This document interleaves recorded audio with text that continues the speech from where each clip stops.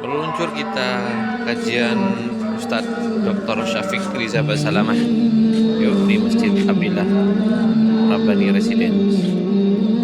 Berangkat. Nah, ini lewat sawah-sawah guys. Ini perumahan Rabbani Residence. Nah, itu masjid yang hijau itu nanti kita di situ kajiannya di situ Ustadz Syafiq. Alhamdulillah sampai di Masjid Abdillah. Nah, ini kawan di Sohib jualan es degan.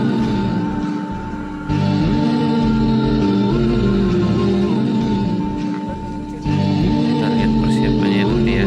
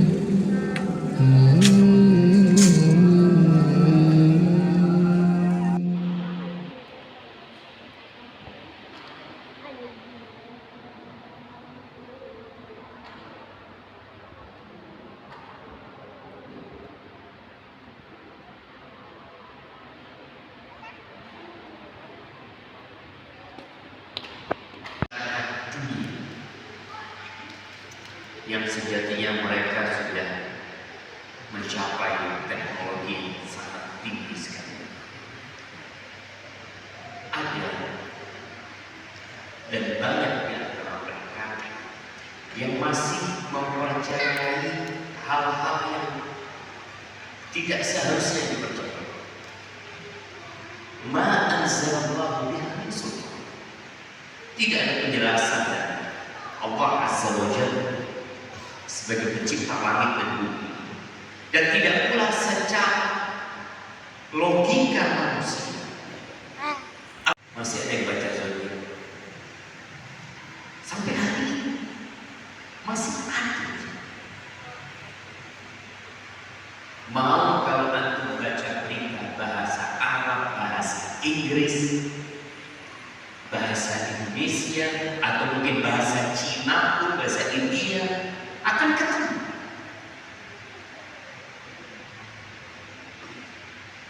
Yang lahir di antara bulan Agustus atau Juli ke Agustus itu akan sering datang. Ya Allah. Akhirnya orang yang baca dan dia lahir di bulan itu, dia ngomong betul ya, aku akan utari. Padahal orang yang bikin zodiak itu hanya karakter. Kemudian meyakini kesialan.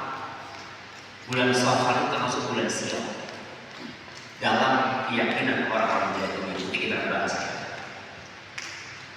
Tapi ada yang meyakini kesialan dengan suara. Masyarakat Jember sendiri masih ada burung-burung yang dianggap kalau dia berbunyi itu menandakan kesialan. Burung apa? Gagak. Burung Gagak. gagak. Iya. Kalau ada apa burung? Kalau lewat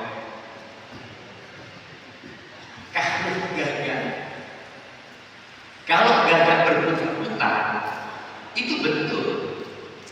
Biasanya dia berputar-putar di tempatnya lapar. Itu secara logika gitu. Sampai ada istilah bahasa wa may yaj'alil ghuraba lahu dalila. Barang siapa yang menjadikan burung gagak itu sebagai penunjuknya, yamurru bihi ala jiyafil kilab, maka akan lewat bangkai-bangkai anjing gitu. Itu secara akal kalau lihat burung gagak banyak dari situ. Ada bangkai di sini. Tapi kan orang kalau lihat burung gagak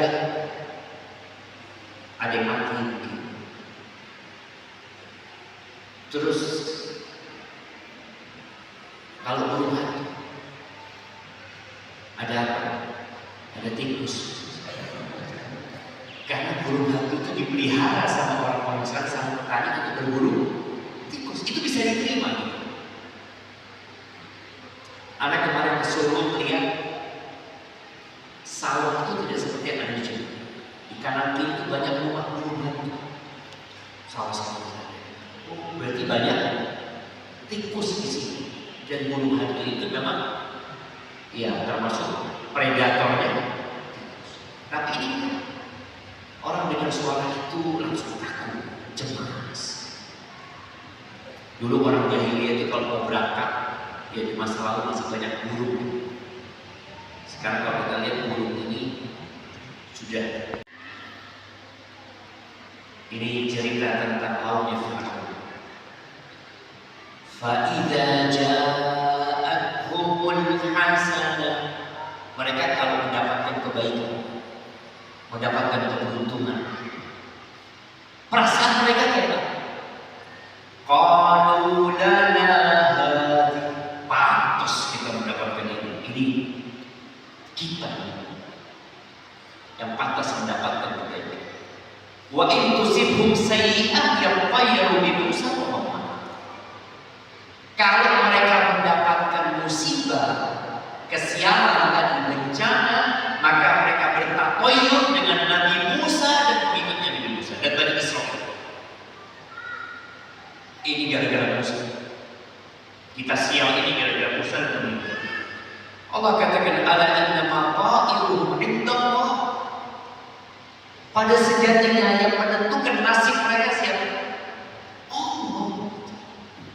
Gak ada urusan sama burung, gak ada urusan sama fulan. Dan seorang muslim itu ketika mendapatkan sesuatu yang tidak menyenangkan, dia harus yakin sebelum lahir sudah dicapai. Gak ada urusan sama benda-benda dan suara-suara terangkat. Walakin aktsarahum la ya'lamun, tapi kebanyakan mereka tak mengerti. Maka kenapa pentingnya ilmu agama dan harapan anak semua yang hadir di tempat ini nanti pulang menyampaikan inti kajian ini minimal ke satu orang. Antum punya kawan SD, SMP. Kalau ke grup, kadang-kadang mereka marah karena grup bukan grup kajian. Kan banyak grup-grup itu mengatakan wes jangan bicara agama dalam ini. Subhanallah. Berpaling udah antum ke pribadi orang kirim. Semoga dia mau paham. Kalau dia sudah paham, dia sudah ngerti, sampaikan mungkin dia bisa kasih tahu yang lain. Karena banyak yang berhubungan. Kalau bicara hukum meyakini kesiapan itu dalam bentuk dalam benda suara dan angkatan itu disebut tatayur, bisa jadi syirik besar, bisa jadi syirik kecil. Tapi dua syirik. Apa bedanya syirik besar dan syirik kecil? Syirik besar pelakunya keluar dari Islam, amalannya gugur. Syirik kecil enggak, tapi amalannya gugur dan syirik itu menurut pendapat yang lebih kuat walaupun kecil termasuk yang tidak diampuni oleh Allah Azza wa Jalla, pelakunya harus disiksa dan masuk. Rasulullah SAW bersabda, "At-tiyaratu syirk, at-tiyaratu syirk, at-tiyaratu syirk." Beliau diutus di masa jahiliyah, di mana orang-orang jahiliyah memiliki banyak keyakinan-keyakinan menyimpang, maka dia menjelaskan dengan tegas. At-tiyaratu syirk. Tatayur itu, tiara itu syirk. 3 kali dia menegaskan. Wa ma minna illa. Dan hampir tidak ada di antara kita kecuali ada perasaan. Walakin Allah yudhibuhu bit-tawakkul. Tapi Allah mengusirnya dengan tawakal. Artinya ketika orang terbiasa dengan meyakini angka-angka tersebut, kadang-kadang ada. Karena orang tuanya masih tahu, masyarakat masih tahu. Sehingga ketika dia mendapatkan sesuatu yang menurut masyarakat mengundang kesimpulan siaran, di hatinya itu perasaan. Bagaimana cara menghilangkan perasaan itu? Awal, lanjutkan. Jangan antum akhirnya buntu. Ketika antum meyakini hari Rabu, ya di hari Rabu hari siang. Pokoknya jangan nikah hari Rabu. Antum nikah. Jangan raya itu. Betul katanya orang. Akhirnya kan antum bayangin, dia antum sudah ditulis sebelum lahir, memang cerai. Mau hari Selasa pun cerai gitu. Cuma memang sudah ketetapannya seperti itu. Kita harus melawan itu dengan bertawakal kepada Allah Azza wa Jalla. Tadi ini riwayat Abu Dawud. Dan Nabi alaihi salatu wassalam dalam hadis riwayat Al-Bazzar mengatakan laisa minna, bukan termasuk dari golongan kami. Man taqayyara aw tuqayyira, orang yang melakukan taqayyur atau orang yang meminta dilakukan taqayyur buat dia. Sekarang sudah mulai jalan benar-benar. Apakah ngajaran orang mati ini? Nggak jadi gunang-gunang gitu. Enggak ada. Nabi mengatakan wala. Mungkin di Arab dulu mereka juga meyakini adanya serangga yang tercipta dari tulang atau kulit. Kata bilang. Lalu beliau mengatakan wala safar. Nah, ajarin sama Nabi SAW. 1446 tahun yang lalu Nabi menyampaikan bahwa tidak ada keyakinan yang sama. Ya seharusnya kita sampai hari ini meyakini. Ternyata ada seorang yang diklaim wali itu mendapatkan ilham. Jadi di kitab Fathul Malik Al-Majid yang dikarang oleh Syekh Ahmad bin Umar Ad-Dairami, dia wafat 1151 Hijriah. Ini kitab disebut kitab Mujarrabah. Siapa kenal dengan kitab Mujarrabah? Ada di pasaran kitab Mujarrabah. Kemudian ada yang sebelumnya. Sebelumnya ada Syekh Muhammad bin Khatiruddin Al-Attar, wafat 970 Hijriah. Ini lebih lama lagi. Disebutkan di kitab-kitab itu bahwa ada seorang waliullah yang sudah mencapai derajat kasyaf. Kasyaf ini sudah dapat ilham dari Allah, ya, dapat hadis langsung dari Nabi. Nabi sudah meninggal dunia, tapi dia bisa dapat hadis langsung dari Nabi. Kalau antum cari di kitab hadis, tidak ketemu.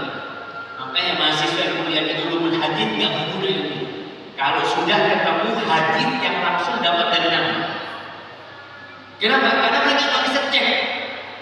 Karena ini orang yang diikuti dari Allah, dia mengatakan hadatsani Rasulullah SAW, telah mengajarkan kepada aku Rasulullah SAW. Iya, ada hadis tentang kopi ini. Baca, anak tadi baru dapat ya, pasti dapat kiriman lagi. Barang siapa yang minum kopi, ya, dan mati dalam kondisi ada kopi di perutnya, tidak akan masuk neraka. Nah, ini hadis pedagang kopi gitu. Tapi ini nggak ditemukan di kitab hadis, namun mereka mengatakan langsung dari ini. Jadi sulit untuk memberikan pencerahan kepada mereka karena mereka meyakini di antara sumber ilmu Islam itu adalah mimpi. Kemudian tadi ilham yang dari guru-guru mereka. Padahal kita tahu bahwa sumber hukum Islam itu adalah Al-Quran, As-Sunnah, Al-Ijma' wal Qiyas. Seharusnya ini enggak mimpi. Dan ini waliullah, dia mendapatkan ilham bahwasanya di setiap tahun pada Rabu terakhir bulan Safar Allah menurunkan 320.000 macam balap dalam satu malam. Oleh karena itu, beliau ini setelah mendapatkan ilham itu, dia menyebarkan kepada orang-orang bahwasanya kita harus melakukan ritual tolak darah. Dan kita dibagi nanti.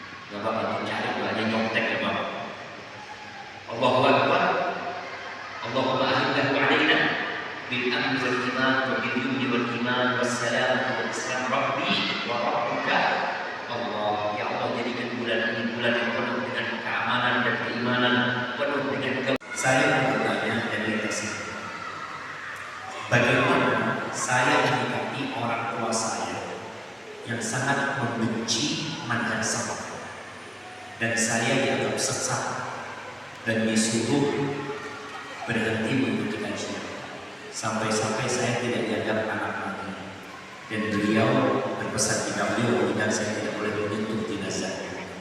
Terima kasih. Nah, jemaah, ada framing yang memang dibentuk berkaitan dengan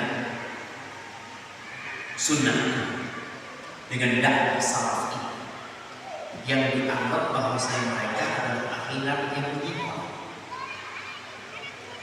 Apa yang harus dilakukan anak melihat orang tua yang seperti itu? Dimaklumi. Engkau harus memaklumi orang tua. Nabi Ibrahim juga diusir sama orang. Dianggap sesat, dianggap menyimpang, nggak kuat bapak. Bahkan ketika Nabi Ibrahim dibakar, disebutkan dalam beberapa ayat bapaknya termasuk yang punya peran besar dalam pembakaran. Itulah hidayah. Man yahdillah fala mudhill. Barang siapa yang dikasih petunjuk sama Allah, maka tidak ada yang dapat menyesatkan. Wa man yudlil fala hadi. Tapi siapa yang disesatkan, tidak ada yang bisa kasih hidayah. Bagaimana Nabi Nuh ingin anaknya ini dapat 950 tahun. Apa yang harus kita lakukan? Yang pertama tadi memaklumi. Yang kedua mendoakan. Yang ketiga ketika orang tua marah ini itu sampai kepada orang tua, siap ayah, aku masih belajar. Aku mau menuntut ilmu. Artinya menunjukkan bahwasanya antum ini memang dalam proses. Kalau mungkin ada sesuatu sama kita ayah, kalau ada sesuatu yang nanti enggak tahu akan konsultasi sama ayah. Ini anak benar-benar mengajak orang tua itu dalam proses. Jadi mau datang orang tua, ayah maafkan ayah, aku dapat seperti ini ayah, mohon arahan, mohon bimbingan. Dengan harapan ayahnya mau, tapi belum tentu antum. Baik, sebelum antum melakukan itu, antum harus merubah akhlak, ajar itu. Bikin orang kampung itu menghormati antum dan menghargai antum sebelum ayah. Gimana ya? Ya bagaimana antum baik sama warga setempat? Antum membantu mereka, nolong mereka, salam, berbau sama mereka. Ada jenazah antum datang, ada kerja bakti, ada gotong-gotong antum selalu ada. Disitulah semoga ayah melihat bahwa ternyata anakku ini setelah ngaji dia jadi lebih baik. Dia lebih peduli sama orang tua, lebih peduli sama adik-adik. Karena sebagian kita setelah ngaji itu memang lebih mudah emosi, lebih mudah memvonis orang. Nah saudara, lihat bapaknya masih rokokan, Pak ngerokok, Pak ini ikut ngerokok ya. Kadang-kadang seperti itu. Ada hal-hal yang dilakukan bapak yang tidak sesuai, anaknya selalu raka. Begini, orang itu ketika dia tidak kurang keimanan, maka dia akan berbuat maksiat biasa. Tapi ketika imannya dikuatkan, maka dia akan meninggalkan kemaksiatan karena imannya kuat. Tapi kalau orang tuanya melakukan sesuatu ibadah yang tidak sesuai dengan sunnah, berat. Karena dia merasa yang aku lakukan ini pahala. Kalau maksiat kan jelas, bapaknya berbuat maksiat, dikatakan ya itu riba haram. Seperti itu. Mungkin ayah iya nah, cuma bapak belum bisa terlepas dari riba. Tahu bapak ini haram. Ada, karena tahu itu maksiat. Tapi kalau ibadah tidak sesuai dengan sunnah, mulai tadi yang melakukan sholat rebung kasar, sang anak mengatakan ayah, walaupun rokok ayah sholat, hapus bayar walaupun rokok, sholat baca al-fatihah, baca al-kawthar, baca kulhu, kok walaupun rokok, ini ketaatan kepada Allah. Memang lebih berat. Maka anak harus tadi ada tahapan-tahapan dikatakan Idul Fitri, bapak ibunya langsung ngomong, mulai saat ini kamu gak usah lagi datang ke rumah.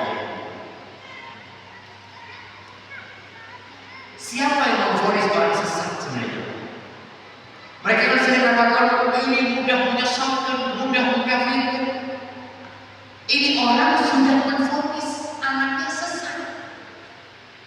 Anaknya sudah keluar seakan-akan dari Islam. Gak boleh datang aja. Mulai saat ini. Jadi dia itu gak punya anak. Apa masalahnya? Masalahnya dia menjalankan agama Islam apa adanya. Maka beragama itu jangan berlebihan. Gak boleh. Dan jangan diremehkan agama. Terus beragama biasa. Kalau bicara biasa itu kayak apa? Ya kayak bilang terus dengan saya biasa. Gak usah ditambahin, gak usah dikurangi. Dengan cara seperti itu, insya Allah umat Islam akan bersatu. Karena Allah berkata, wa'tasimu bihablillahi jami'an wa la tafarraqu. Kalian berpegang teguhlah dengan tali Allah semuanya. Jangan berpecah. Tadi kepada orang karena meyakini mimpi itu, ilham itu bisa jadi dalil. Ya apa? Ketika kau meyakini itu, ya akhirnya nggak bisa jalan bersama. Tapi ketika kita rujuk sekarang, bagaimana yang diamalkan oleh Rasulullah SAW, terus kayak gitu aja Islam itu. Insya Allah kita akan selamat dunia dan akhirat. Aku lupa lihat wa astaghfirullah li wa lakum wa lisa'il mu'minin wa mu'minat fastaghfiruhu innahu huwal ghafurur rahim. Assalamualaikum warahmatullahi wabarakatuh.